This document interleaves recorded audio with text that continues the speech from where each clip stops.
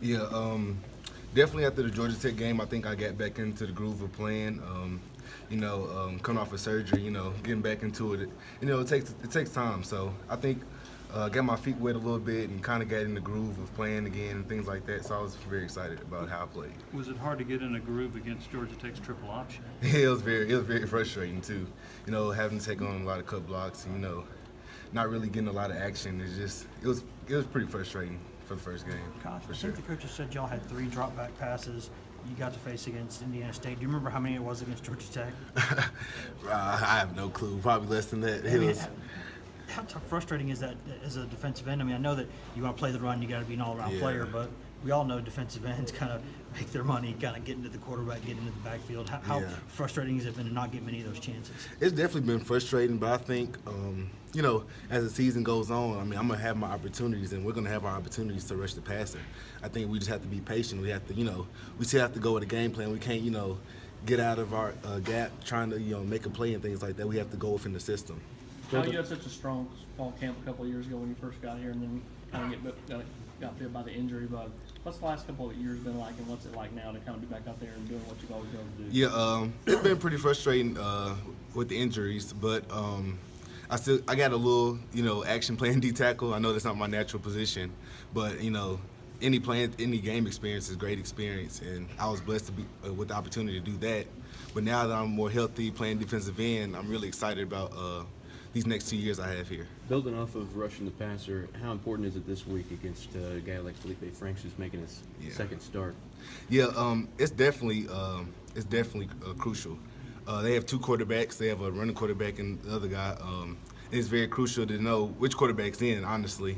And when we have the other guy in, we have to watch out for running quarterbacks and things like that, not getting out of lanes, pass rushing, things like that. So The fact that you beat Florida a year ago and snapped the streak, does that give you confidence, do you think, going into this game? I think we've always had confidence playing Florida. We just had tough times at the end of the game. We just had, which we corrected last year, But going into this year, I mean, we always expect to beat them. I mean, even through the streak, it's been close games. It's been going down to the wire. So I think we always have the mindset. So we're expecting to win the game. What was that feeling like after having that 2-touchdown lead down there a couple of years ago and not holding on? It was rough. It was rough. That was probably the first game I actually got a lot of action my freshman year. It was pretty tough. It was tough. What is it about this rivalry that's been able to so many comebacks the last 3 years? The losing team's been up 9 points at least in the second half. What's allowed for all these comebacks in this rivalry? I think just not giving up. They just know what's at stake. I mean, Florida and Tennessee are big time rivalries. So I think just knowing that who wins this game, you just have the say so for the whole year. So I think that's really big. Florida really doesn't like us. We don't like them. But I think it's very competitive and it's very exciting. So it's always great games. Sorry, Kyle, is that one of the keys to the game, kind of getting behind early on? You got to spot on a couple touchdowns? No, that's not the plan. But sometimes it just works out that way. What do you see out of Matthew Butler? I know you guys need a 4th defensive end to show up at some point. Yeah, Matthew works really hard. He's been great. He's always able to listen. He's willing to do whatever he needs to do. And I think him and the other freshman, DeAndre, I think they're going to be big parts moving forward into the season. How's your game evolved in your time here? Where have you gotten better?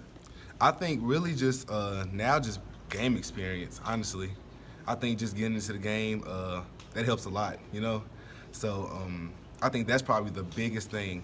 Just football knowledge, game experience, that's the key to being a successful player in the SEC. How nice is it just to know for sure when this game's going to be played, where this game's going to be played? How difficult has it been the last 24, 48 hours, just not really knowing for sure? Honestly, I haven't been thinking about it.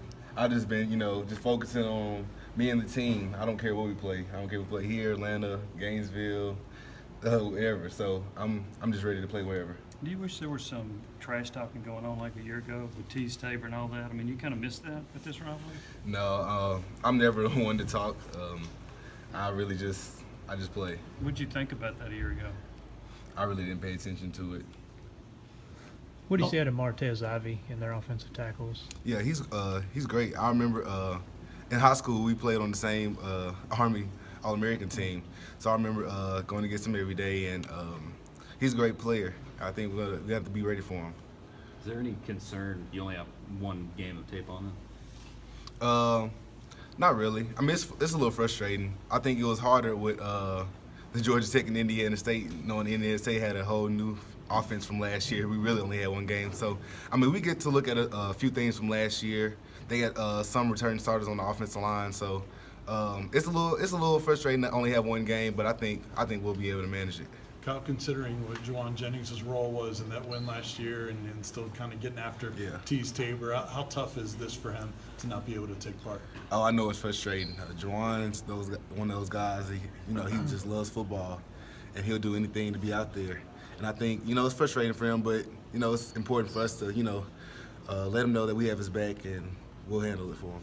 Couple more. Hey, when Ty Chandler brings the opening kickoff back last week, what does that do for a team and even the defense? Oh yeah, for one, that brings a lot of confidence to a kid, especially his first game in Neyland. To have the opening touchdown, that's insane. And I just think it's bringing more confidence for him and the coaches to get him more repetition on the offensive side and things like that. Did you grow up not liking Florida? Oh yeah, I hate Florida. When did that start for you? Well, growing up, I really didn't pay attention to Florida that much. But I got here, I just know like how strong of a rivalry it is and how much they hate us. So I hate them too. How much did it help you guys' mindset and confidence to have that win last year under your belt? Is that a big deal for you guys this year? I mean, I think like I said earlier, we always expect to beat them, but to get that breakthrough and actually beat them, that was really exciting. One more. Coach Shoup said yesterday was probably the best practice of the year. Do you agree with that, and why do you think that was? I just think going into SEC play is just a different focus. Everybody knows, every game is literally on the line, it's on the line. So I think we just have that, that SEC focus that, we have to get ready. It's time for war. Thanks, guys. Thanks, Kyle.